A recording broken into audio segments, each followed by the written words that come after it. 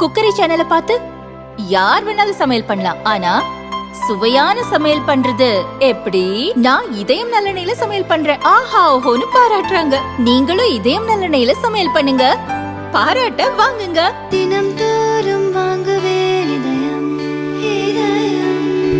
சென்னை அண்ணா பல்கலை வளாகத்திற்குள் கடந்த 23ஆம் தேதி மாணவி ஒருவர் பாலியல் வன்கொடுமைக்கு ஆளானார். இது தொடர்பாக மாணவி அளித்த புகாரை வைத்து ஞானசேகரன் என்பவரை போலீசார் கைது செய்தனர்.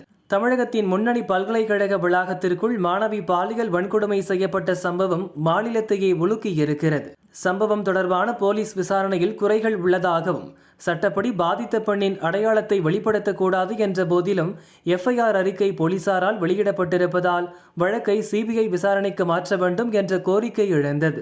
இந்த விவகாரம் தொடர்பாக சென்னை ஹைகோர்ட் தாமாக முன்வந்து வழக்கை விசாரணைக்கு எடுத்துக் கொண்டது.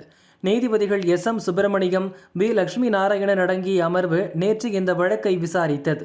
அப்போது விசாரணை நிலுவையில் உள்ள நிலையில் கைதானவரே குற்றவாளிதான் என்று போலீஸ் கமிஷனர் எப்படி முடிவுக்கு வந்தார்? எஃப்ஐஆர் வெளியானதற்கு யார் பொறுப்பு என கிடுக்குப்பிடி கேள்விகளை எழுப்பினர். இது தொடர்பான விரிவான அறிக்கை இன்று தாக்கல் செய்யவும் உத்தரவிட்டனர். இன்று மீண்டும் வழக்கு விசாரணைக்கு வந்தது. அப்போது அரசு தரப்பு வழக்கறிஞர் இந்த வழக்கு தொடர்பாக போலீஸ் தரப்பில் எடுத்துள்ள நடவடிக்கைகள் பற்றி விரிவான அறிக்கையை கோர்ட்டில் தாக்கல் செய்தார். பின்னர் பேசிய நீதிபதிகள், பாலியல் வன்கொடுமை வழக்கின் எஃப்ஐஆர் வெளியானது எப்படி? எஃப்ஐஆரை பதிவிறக்கம் செய்தவர்கள் யார் என்பதை அறியும் வசதி இருந்தும் நடவடிக்கை எடுக்காதது ஏன்? அந்த அளவுக்கு சிரமமாக உள்ளதா என கேட்டனர். அதற்கு பதிலளித்த அரசு தரப்பு வழக்கறிஞர், தொழில்நுட்ப கோளாறு காரணமாக எஃப்ஐஆர் வெளியானதாகவும் போலீசார் கசியவிடவில்லை என்றும் கூறினார். இதனை கேட்ட நீதிபதிகள், காவல் நிலையத்திற்கு பொதுமக்கள் புகார் அளிக்க வருவதற்கே அச்சப்படும் நிலை உள்ளதாக தெரிவித்தனர். இணையதளத்தில் எஃப்ஐஆர் முடக்கப்பட்ட பிறகும் 14 பேர் அதனை பார்த்தது எப்படி?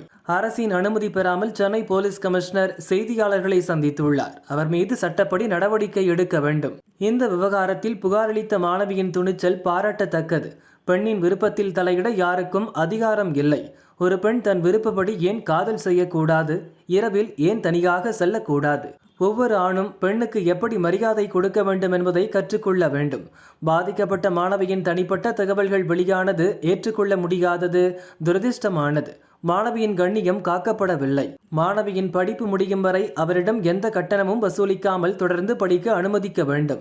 மாணவி பாலியல் வன்கொடுமை விவகாரத்தை விசாரிக்க 3 பெண் IPS அதிகாரிகள் கொண்ட சிறப்பு புலனாய்வு குழு அமைக்கப்படுகிறது. பாதிக்கப்பட்ட மாணவிக்கு இடைக்கால நிவாரணமாக மாநில அரசு 25 லட்சம் ரூபாய் இழப்பீடு வழங்க வேண்டும்.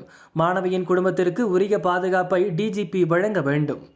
எதிர்காலத்தில் எஃப்ஐஆர் விவரங்கள் வெளியே கசியாமல் அரசு உறுதி செய்ய வேண்டும் எனவும் நீதிபதிகள் உத்தரவிட்டனர்.